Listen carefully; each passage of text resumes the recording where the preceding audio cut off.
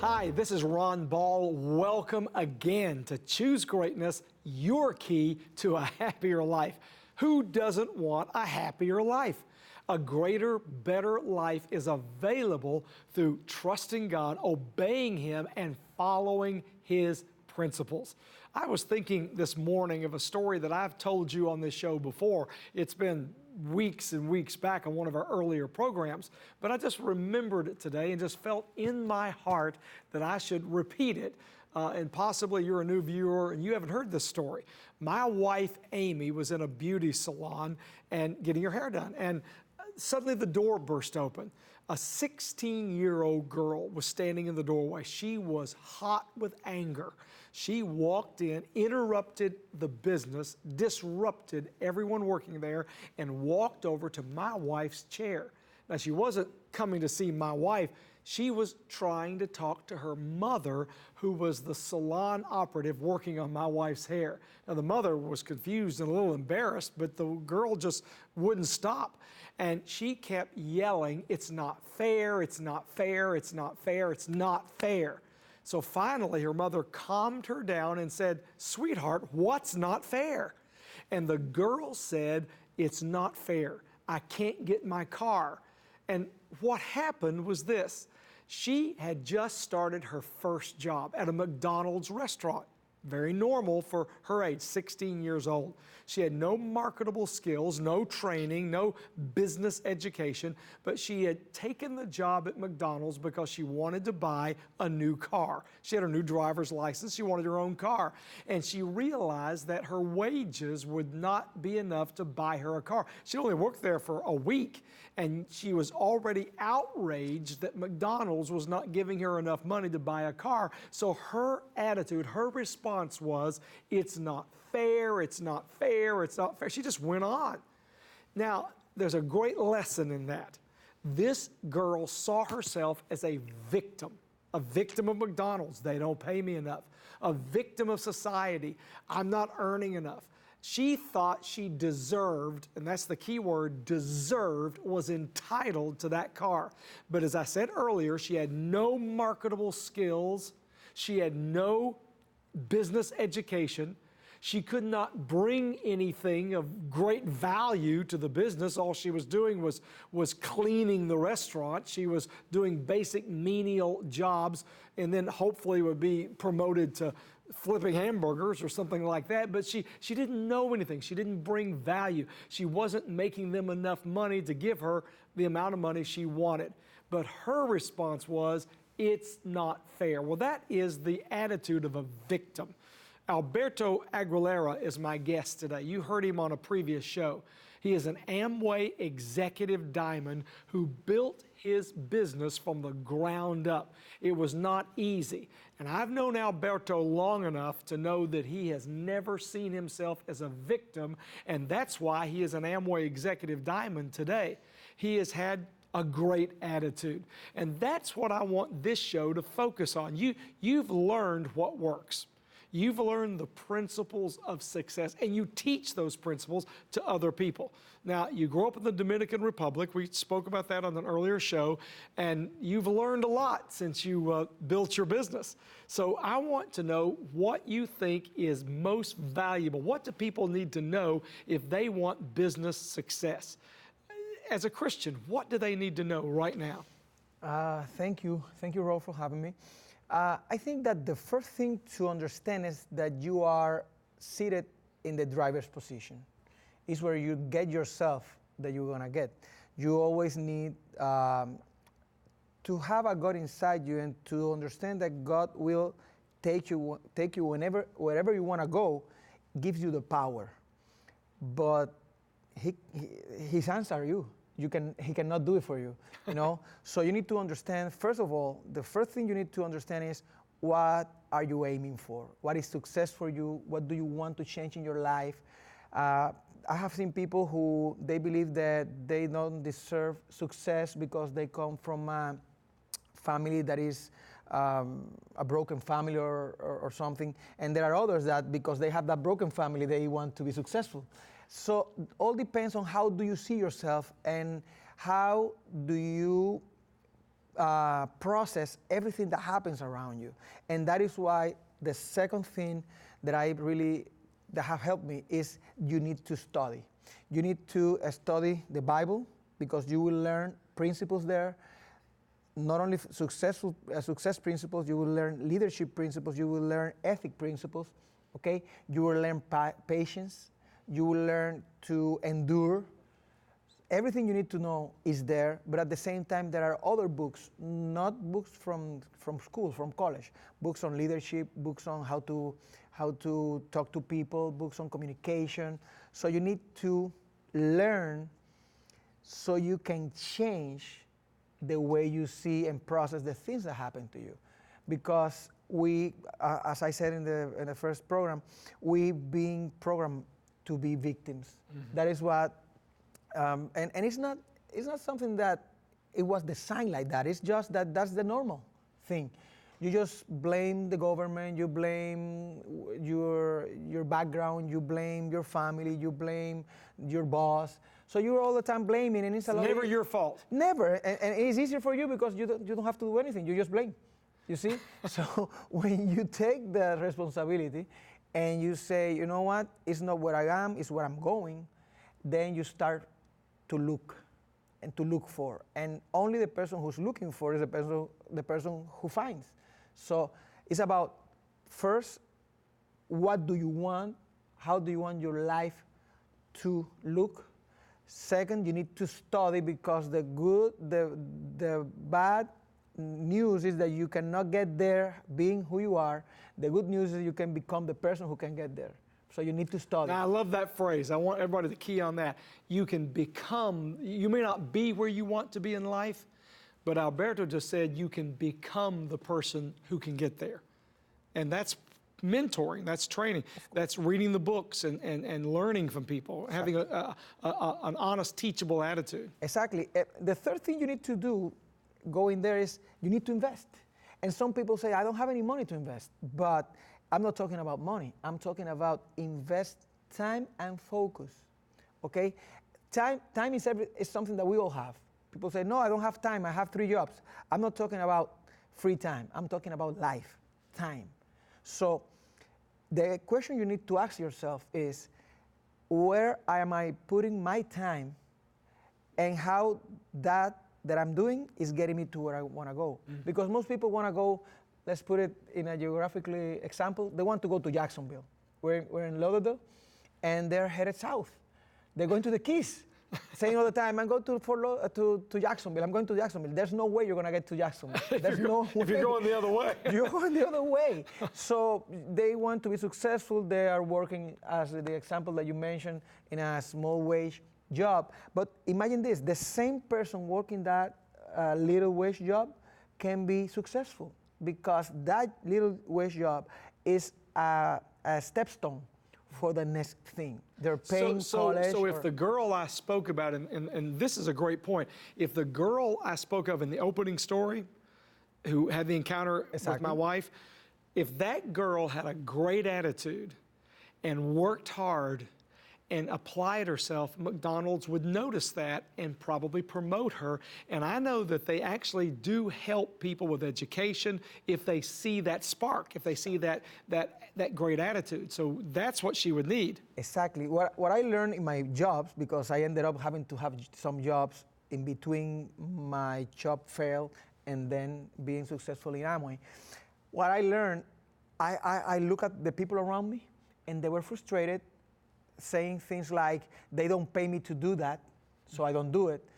And I was so happy. I was broke. I had more than $100,000 in debt from my other business. I was doing 8-10 hours in that job and then 2 or 3 more at the end of the day in my Amway business. And I was so happy because that job was paying for bills so I can reinvest the money that I was making in Amway in my business, in growing it in the States, here in the States, in go to conventions, and buy books, and go to seminars. So that job was a mean to my dream. I was not frustrated there. So the only difference for you to be frustrated because something's not going your way, or to be happy is if you are using that is not going your way to you get your dreams, you see? So how important, and everyone listen to this, how important is a good attitude? Wow, it's the only thing you have. It's the only thing you have. When you don't have anything else, when you don't have money to invest, when you don't have results, the only thing you have is your good attitude, and your good attitude comes from faith.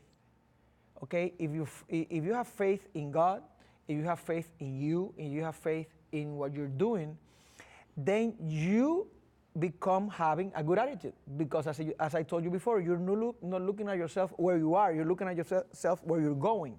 It's, again, if you have a road trip, there are moments in the trip that you don't like the environment. But don't stop, keep going, the environment will change, you see? Because you're going somewhere, you don't stop to say, oh my God, I'm in the desert, or look at this bad road. Keep going, this will change. So the good attitude comes from knowing where you're headed, from being focused on where you're headed, and for you to know how what you're doing connects to where you're headed. Now you are a Christian. You know Christ in your heart. We've already talked about that. You have a commitment to the Lord, and you've also built a large, successful, profitable business. When you first started learning about your Amway business and you started developing it, what was the most important thing you learned that changed you? What did you need to change before you built that kind of success? Wow, great question. For me, was that it was not about me. It was about the people around me. If I was going to be a selfish business owner, I was not going to be successful, even if I make money. Mm-hmm. Because you have heard about it's lonely at the top. Mm-hmm. That is when you run over people to get to the top. When you help people to get to the top with you, and when you are kind to people, when you are a person that understands that everything you have and what you don't have is because of him, and you are blessed, and the same way you are blessed, the people around you are blessed, and your job is to help them understand it and found it, so they can acknowledge it. Because you can be blessed and you don't know it, and if you don't know it, you are not feeling it. You don't feel like you're blessed. So I understand I have a personality, choleric, cold in other books. You can get to be very selfish, because you're a leader. You feel that you have certain amount of power, and only through the knowledge of God I could come to the moment to say, you know what, I'm not great. I'm just his son. I have some gifts that he have gave me, and I'm using them, but I need to keep learning how to use them better to help people around me, because they are their son too, and they have blessings that my job are to awaken them to those blessings. So it's not about me, it's about God, it's about the people who are around me, and it gives you this calm that you're not in charge. Yes, you're not in charge. You know, you said something else that I want to stop and highlight here, and that's the whole idea, again, that it's not about you. Now, we've hit this on this show before with other guests who will stop and say, it's not me, it's God. And those aren't just words, they mean it, you mean it, because that's what God honors and God blesses. Now, I know that some of you watching do not have the level of success that you've hoped for. You're struggling financially, you're bill to bill. I sat on the airplane yesterday flying here to this studio with a man who is 61 years old, works for an airline, has worked all those years for the airline, and he sat next, and I liked him a lot. He was a great personality, but at 61 years of age, he sat next to me, Alberto, and said, I live paycheck to paycheck. He said, I have no savings, I have no reserve, I have no emergency fund. I live 61 years, I worked for an airline for years. for years, and yet he has no basic financial security, stability, or freedom. Now, you meet people like that all the time.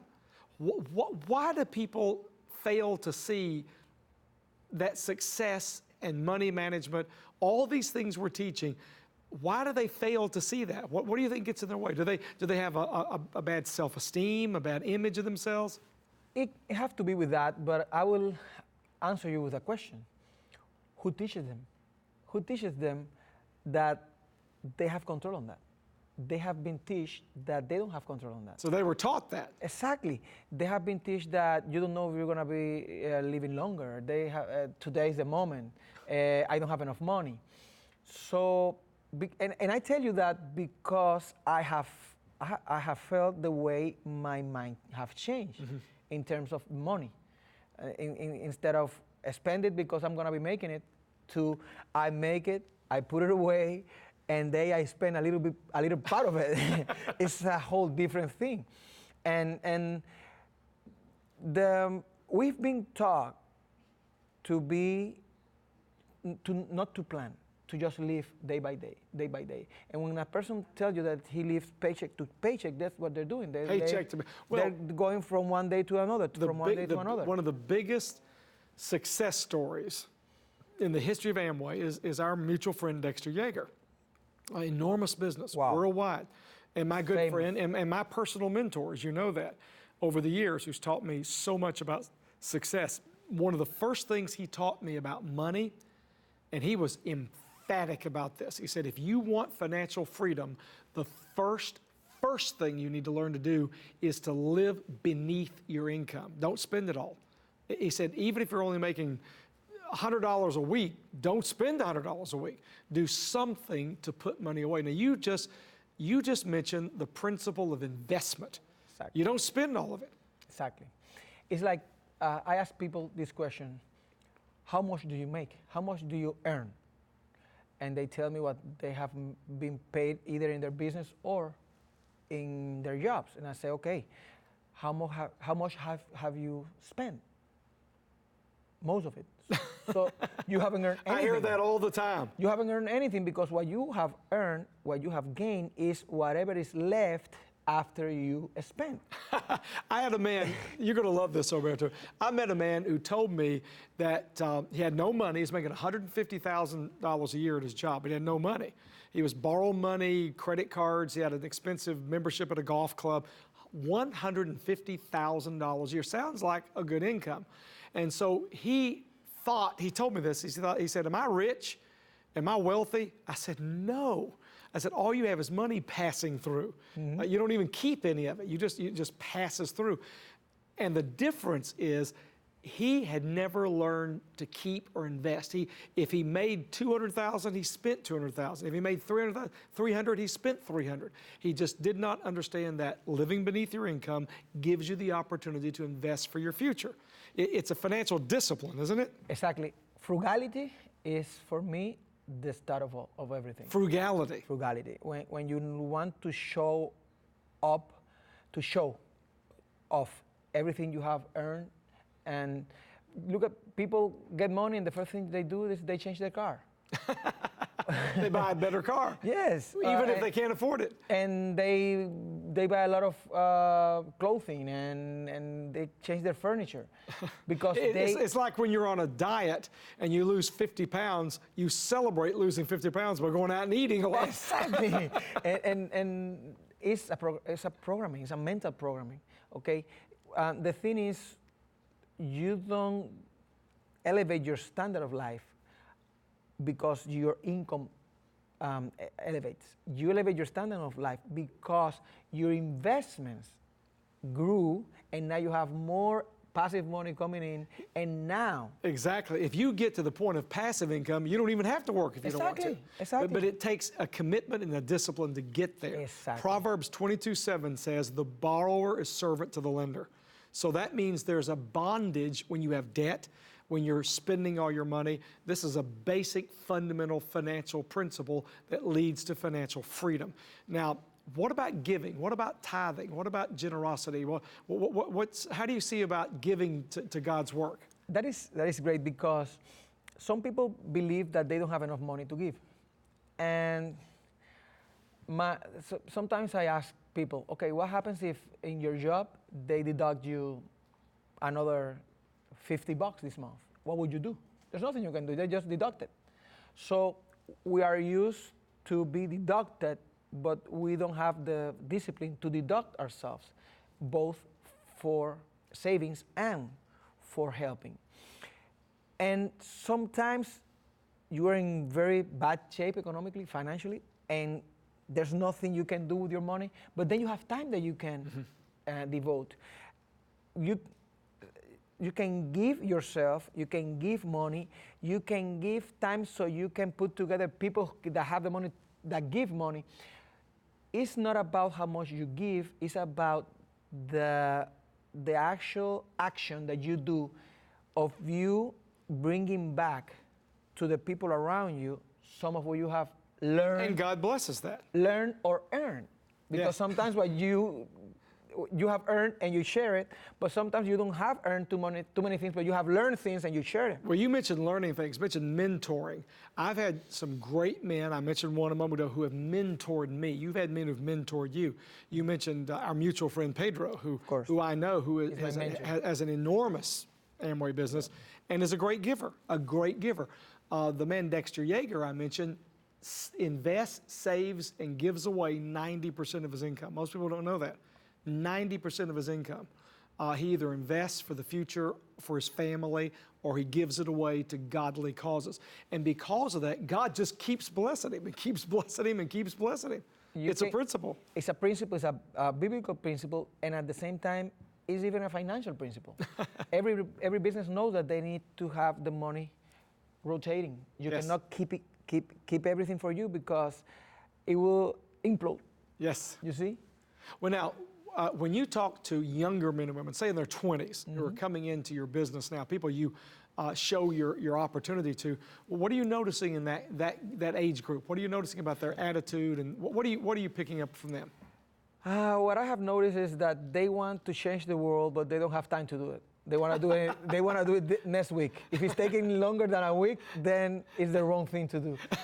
They don't have patience. They have grown up in an environment that they believe that everything has to be done right away, and everything is given to them, and they're entitled to everything. Their parents have shown them. They've been given medals because they participate. You know, in my time, you have to win so you can get a medal. So I don't know all this, but at the same time, I think that they are brilliant. I think that technology have made them quicker in reacting in their minds, and it's about what I try to do is gain their trust to the point that they can trust me when I tell them it's not going to be that fast. It's not going to be that easy. We can change the world, but we need to do it step by step. You need to read this book. You need to listen to this audio. You need to address that fear that you have to talk to people. You need to change. You need to become a bigger person. Which takes time. Which takes time. You cannot do that So this attitude of impatience, you think, is a big challenge. Exactly. Well, an entitlement. An entitlement. So you actually make an attempt to mentor them. If they will listen to you, you'll teach them these things. Exactly. That is what I love to do. Right now I'm working the business with my daughter, 26 years old. And she's 26. Yes, and her husband, he's 27. And they bring a lot of people like in their 20s. And I love to listen to them, hear them and see where they are. And they are open to things. What I like about this generation, the millennials, is that they know that things have changed and they need to look for new ways of doing things. They're a little bit impatient, but if you get their trust, they'll have their ear. They'll give their ear to you because they are looking for mentoring. The word mentoring, in my times, you have never heard about it. But nowadays, people want to be mentored.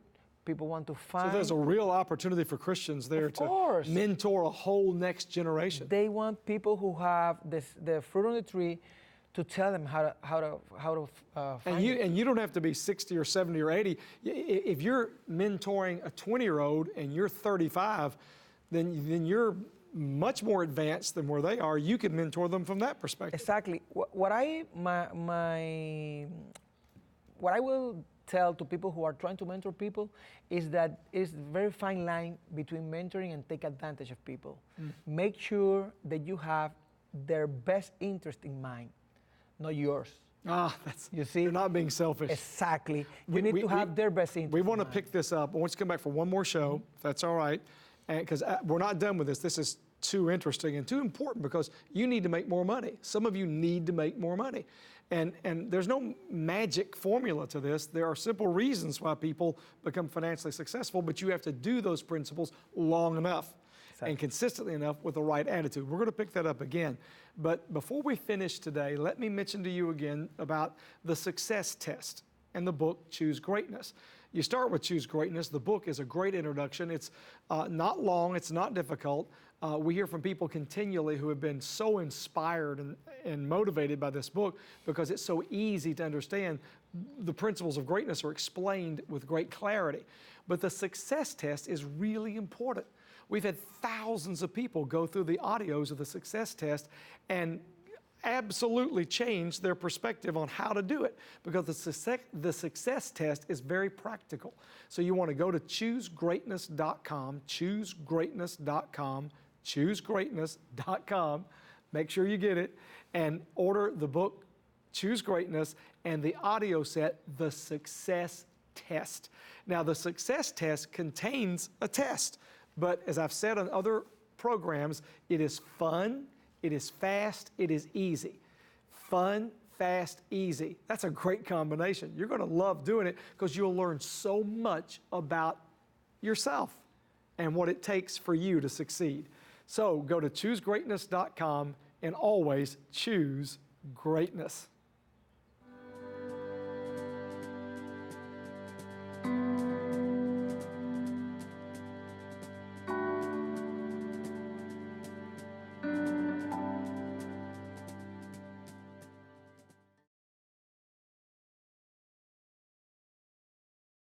I'm trying to